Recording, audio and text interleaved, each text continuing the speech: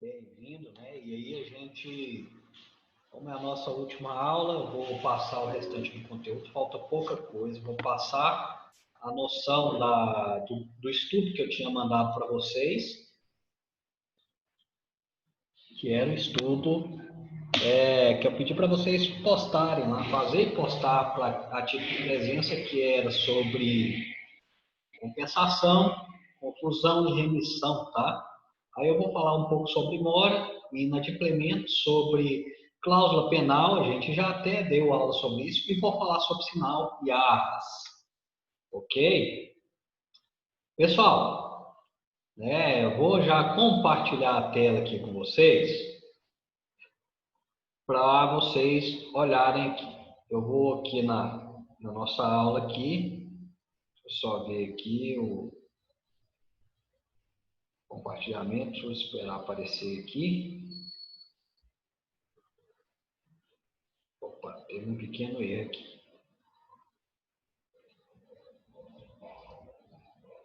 Só um pouquinho.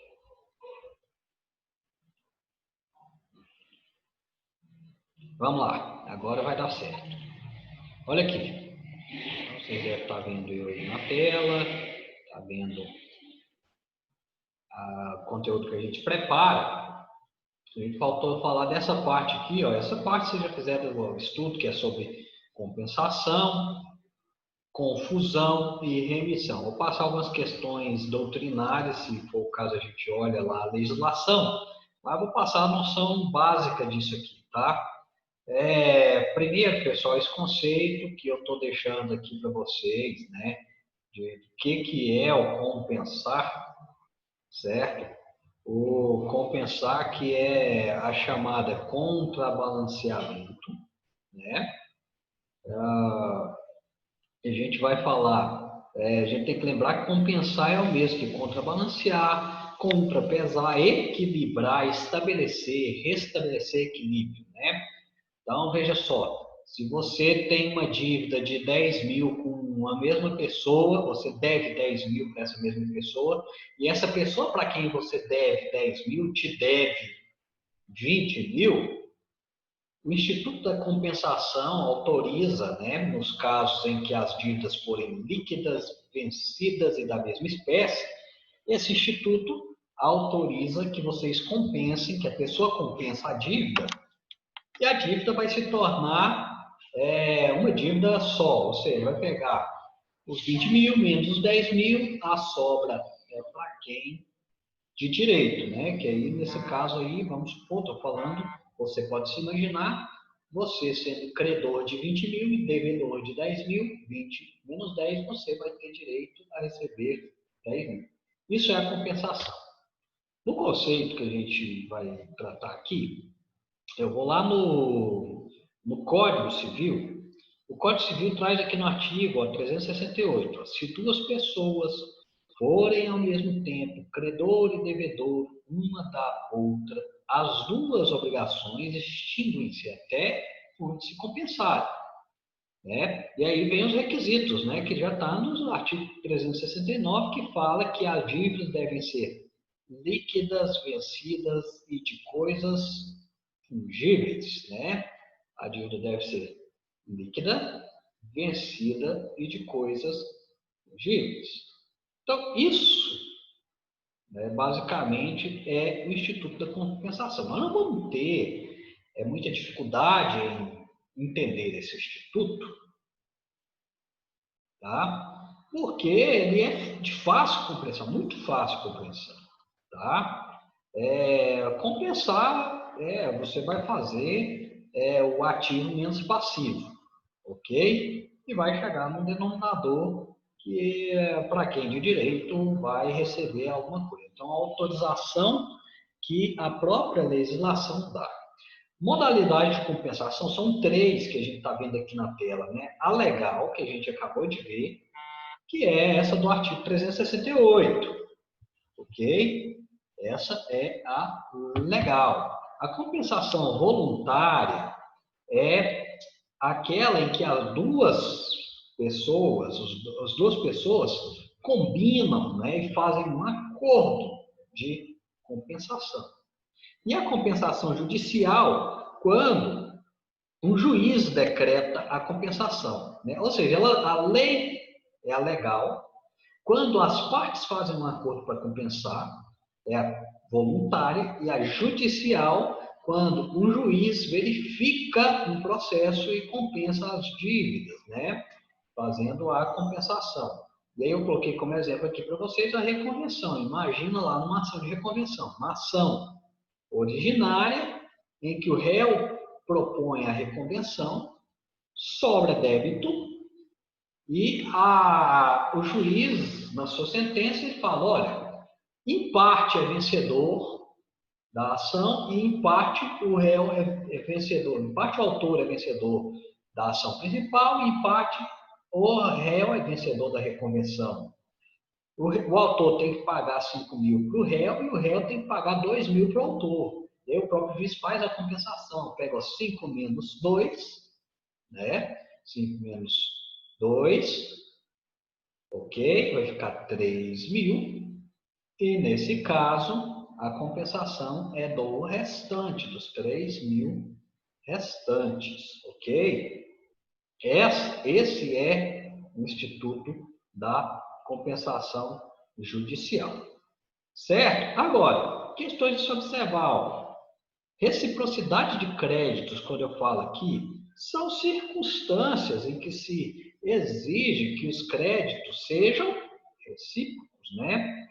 Por exemplo, obrigações por terceiros há uma proibição legal do artigo 376 em se fazer a compensação. A gente não pode deixar de ir lá e ler. Obrigando-se por terceiro uma pessoa, não pode compensar essa dívida com o credor de dever, certo? Ou seja,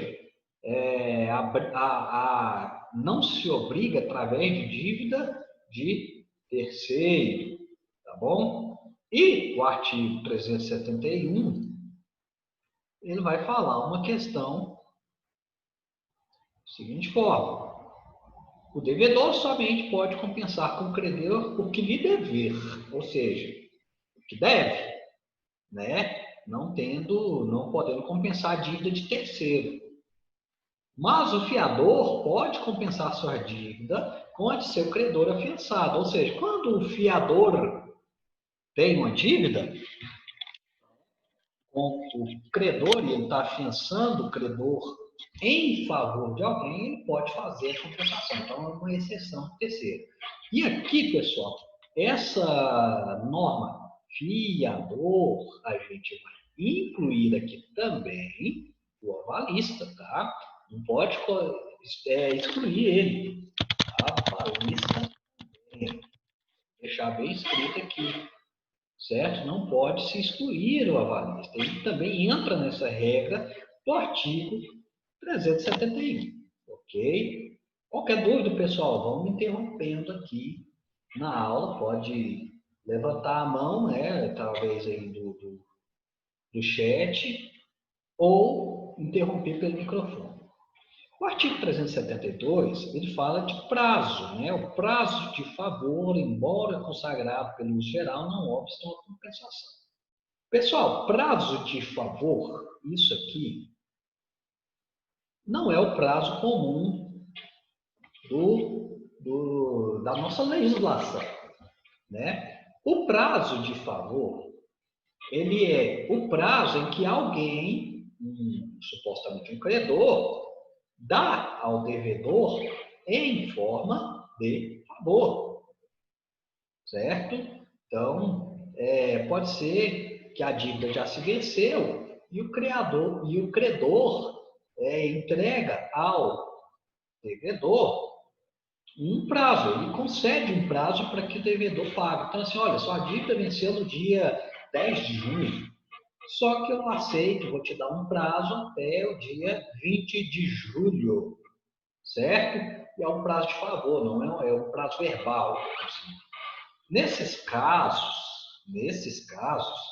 é importante se dizer que esses prazos de favor, eles não impedem a compensação. Por que existe essa regra? Justamente por causa da regra do artigo 369, que exige que a dívida seja vencida, né? Ou seja, ela já tem que estar exigível. Então, vou voltar aqui, ó. Por causa dessa regra aqui, ó. Compensação efetua-se nas dívidas líquidas vencidas. Sol, você quer falar alguma coisa? Professor, esse prazo de favor, boa noite, primeiramente, né? Boa noite. Esse prazo de favor, por exemplo, como ele é um prazo dado oralmente, não se tem nada que comprove que ele realmente existiu, né? Como que o consumidor ele pode se resguardar nesse caso?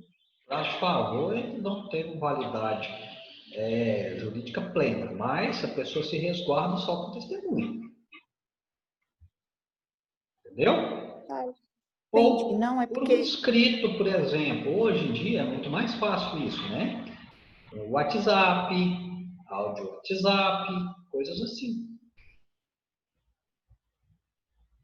Certo? Certo. Tá. Mais alguma dúvida? Não, tranquilo, por enquanto. Então tá bom. Vou aqui novamente vou compartilhar conteúdo de aula. A questão do artigo 377, ele elimina um problema que pode ser causado em decorrência. Só um pouquinho, pessoal.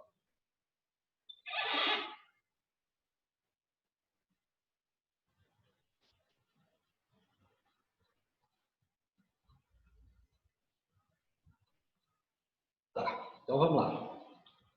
Vou voltar lá no artigo 377 para vocês verem a questão da cessão de crédito. A lei está tentando resguardar um problema que possa ocorrer quanto à cessão de crédito. Olha lá, o devedor que notificado nada opõe à cessão que o credor faz ao terceiro dos seus direitos, não pode opor ao cessionário a compensação que antes da cessão teria podido opor ao cedente. Se, porém, a cessão lhe não tiver sido notificada, poderá opor ao cessionário compensação do crédito que antes tinha contra o cedente. Pessoal, aqui é até a importância da notificação.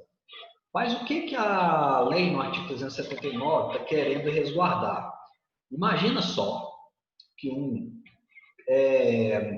devedor tem lá o Instituto da Cessão de Crédito, né? Ele não precisa concordar com a cessão de crédito, tá?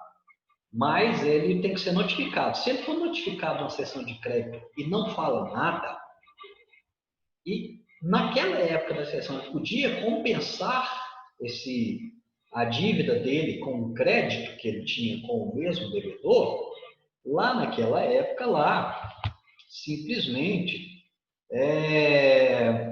haveria a possibilidade de compensação. Mas se ele foi notificado, ele não pode vir falar assim, olha, eu podia ter compensado. Certo? A não ser que tenha se oposto, se colocado em situação, em oposição à notificação de cessão de crédito. Tá? Então, isso que é a norma do artigo 377.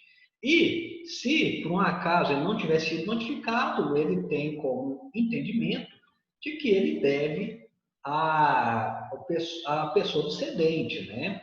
Então, não deve cessionar se ele não tiver sido notificado. A própria lei entende que se ele pagar ao cedente, ele estava exonerado, porque ele não sabia nem que ele teria que pagar para outra pessoa. Ok? Então, isso daí, essa parte na legislação tenta eximir de um problema quanto à cessão de crédito.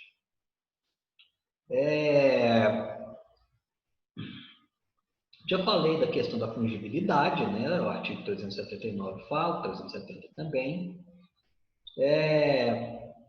E o artigo 378, não vou nem ler, mas ele ressalva que as despesas podem ser deduzidas quanto a título de compensação. Certo? Então, para haver compensação, Se eventual entrega da obrigação, seja ela de entrega ou seja ela de fazer, aliás, seja ela de entregar um bem fungível, se essa entrega gera despesa, essas despesas têm que ser descontadas, tá? Obviamente tem que se fazer o estudo da legislação para verificar quem que arcaria com as despesas, certo?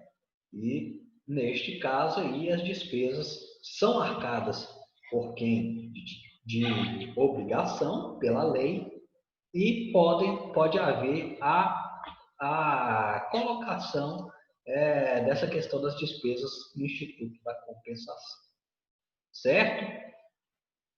Questões que vocês podem ver agora que não compensam. Aqui, ó, eu listei para vocês no material. Esse material acho que eu já até mandei para vocês, mas eu listei, ó, o artigo 376, o 375 e o 380 do Código Civil traz algumas questões de vedação de compensação, não aceita compensação, né?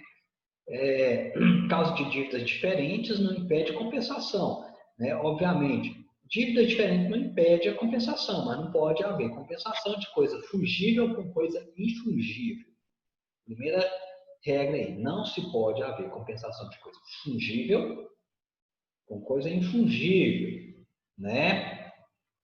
Exclusão ou renúncia à compensação vai impedir a compensação também, ou seja, se o contrato entre as partes rezar que não poderá haver compensação, essa compensação não vai ocorrer, a não ser que seja na forma voluntária por acordo, ou seja, com novo aditivo, certo? Mas a lei e a forma legal e a forma judicial não vão permitir a compensação quando há uma cláusula impeditiva no contrato, certo? E também já vimos que não se pode prejudicar, não pode haver compensação de dívida do terceiro e, obviamente, o terceiro não pode ser prejudicado também, que está lá no artigo 380 do Código Civil. O que significa isso? Olha, eu vou compensar a minha dívida com fulano de tal para evitar que ciclano, um terceiro, que eu devo, penhore o crédito que eu tenho, né? Ou seja, vai extinguir esse crédito. Quando há essa intenção, a gente está diante de uma fraude e a fraude não é aceita pela legislação. Ok? Perdão. Então vamos lá. Quais são os efeitos possíveis da compensação?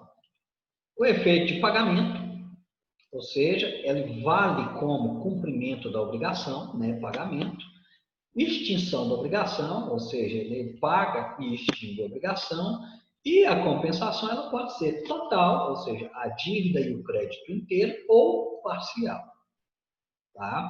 Não há distinção nesse caso, a lei não impede que seja total, ou seja, no crédito inteiro, ou parcialmente, no caso, em parte do crédito ou do débito. Certo? Então, esse, pessoal, é o Instituto da Compensação. É um instituto existente, válido, possível na legislação. Aliás, é um instituto muito utilizado em contratos complexos, em contratos entre partes que queiram mutuamente se excluir, né? Que queiram resolver demandas. Confusão agora. Pessoal, confusão, como diz o artigo 381, ele vai falar para a gente que a confusão existe quando se confundem na pessoa de credor e devedor a mesma pessoa. Né? Isso aqui parece estranho, soa estranho quando a gente ouve dessa forma. Mas imagina só que um casal, né? Pessoal, só um pouquinho, só um minutinho. Pessoal, vou interromper aqui, mas não saiam aí, só um pouquinho.